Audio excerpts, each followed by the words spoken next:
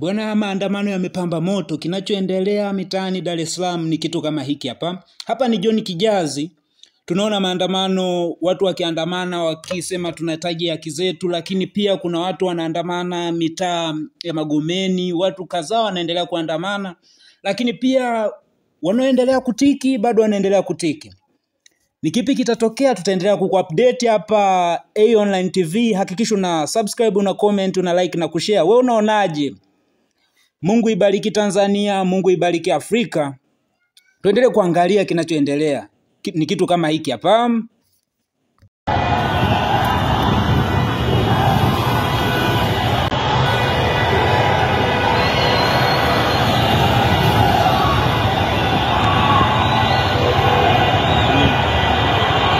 Hili kwa kwamba kuchanganya ndio kwa kabla maandamano.